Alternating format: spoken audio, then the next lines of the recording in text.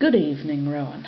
It's still the 17th of November 2015 and it's about 10:30, and I'm making this video a little bit earlier today because I might have an early night, so I'm full of beans when I come down to London tomorrow.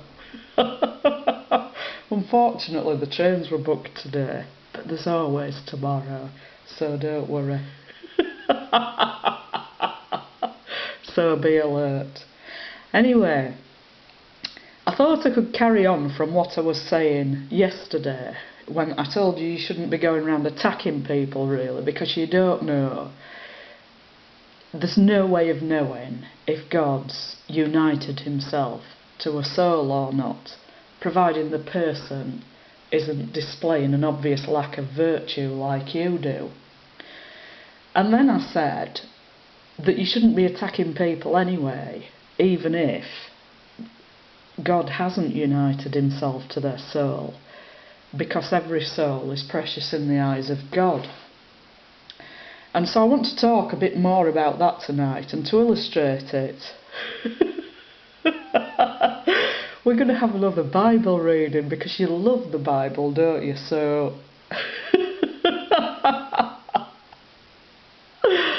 I thought that would be the best thing to do to illustrate my point, really. So I'm reading from Matthew's Gospel again, from chapter 25, beginning at verse 31. It's quite a long reading, but it's quite important, so I'm going to read it all. When the Son of Man comes in his glory, and all the angels with him, then he will sit on the throne of his glory. All the nations will be gathered before him, and he will separate people, one from another, as a shepherd separates the sheep from the goats. And he will put the sheep at his right hand, and the goats at the left. Then the king will say to those at his right hand, "Come, you that are blessed by my Father, inherit the kingdom prepared for you from the foundation of the world. For I was hungry, and you gave me food. I was thirsty, and you gave me something to drink. I was a stranger, and you welcomed me. I was naked, and you gave me clothing. I was sick, and you took care of me. I was in prison, and you visited me." Then the righteous will answer him, "Lord, when was it that we saw you hungry and gave you food, or thirsty and gave you something to drink? And when was it that we saw you a stranger and welcomed you, or naked and gave you clothing? And when was it that we saw you sick or in prison and visited you?" And the king will answer them, "Truly I tell you, just as you did it to one of the least of these who are members of my family, you did it to me." Then he will say to those at his left hand, "You that are accursed, depart from me into the eternal fire prepared for the devil and his angels. For I was hungry, and you gave me no food. I was thirsty, and you gave me nothing to drink. I was a stranger, and you did not welcome me. Naked, and you did not give me clothing. Sick and in prison, and you did not visit me." Then they also will answer, "Lord, when was it that we saw you hungry or thirsty, or a stranger, or naked, or sick, or in prison, and did not take care of you?" Then he will answer them, "Truly I tell you, just as you did not do it to one of the least of these, you did not do it to me."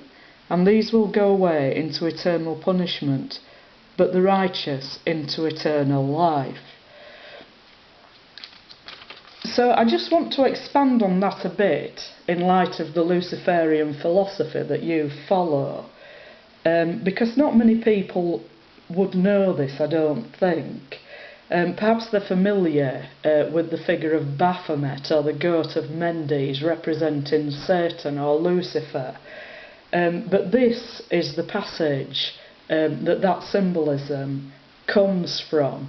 The sheep are the righteous, the followers of Christ, who take care of the vulnerable, and the goats are the people who are not bothered with any of that, who reject the vulnerable and the fragile, or in your case, want to crush them.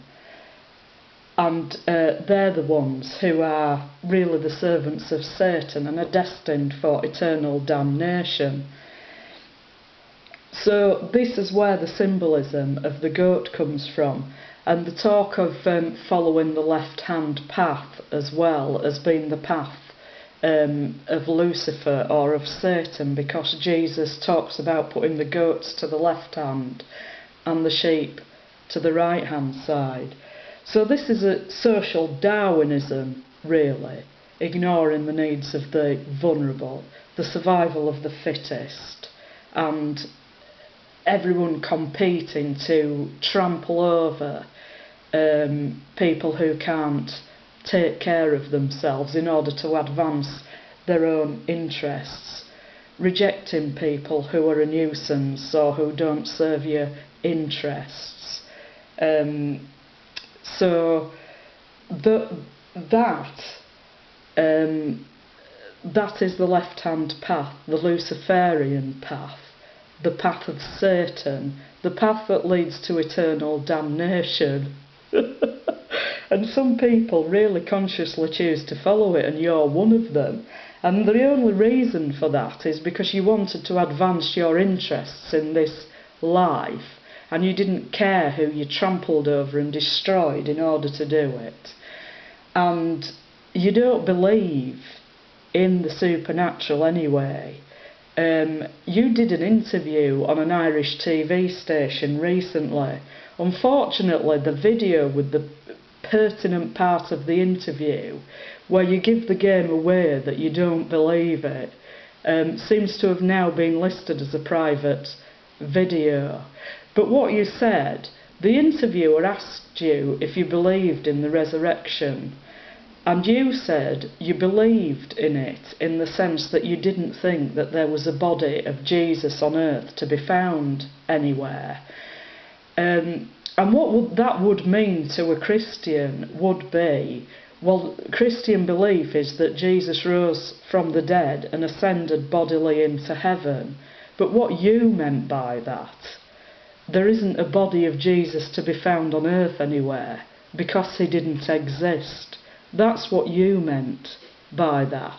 You gave a lot of things away in that interview, but not all of the video is still available as far as I know. But that was a very interesting thing. You'll deny it, of course, but I'm not a fool.